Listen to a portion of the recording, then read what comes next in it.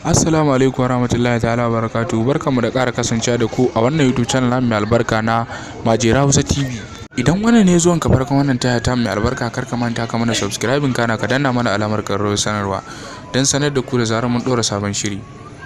Jaruma wato Sayyida Sadiya Haruna mai kayan mata an yanke mata zuwa gidan kaso na mako 3 kuma babu beli bare tara. Jaruma Sayyida Sadiya Haruna wadda aka fi sani da mai kayan mata wanda take fitowa a social media ita ma take magana. A yau gidan rediyon Freedom da jarida Freedom suka bayyanar da cewar an yanke mata hukunci zuwa gidan kaso na mako guda. Gidan rediyon Freedom din da ya bayyana cewa an yanke mata hukunci na mako guda 3 ne zuwa gidan kaso, ba beli kuma ba biyan tara.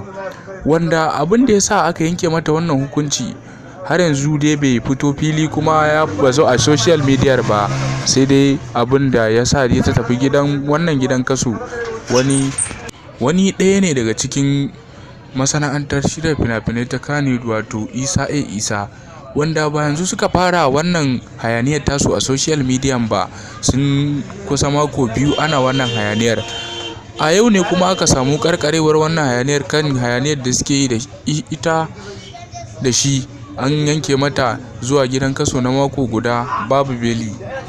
Gidan rediyon Freedom dai kuma yana ci gaba da kawo wannan karar da aka yi na zuwa kotu wanda ake zama da ita Sayyida Sadiyar har zuwa yau 2 ga watan 7 Fabrairu shekara ta 2022.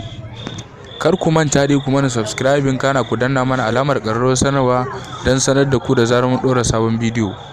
Za mu rika kawo muku wannan shari'a ta Sayyida Sadiya Haruna daga nan har zuwa mako 3 da aka yanke mata zuwa gidan kaso na prison.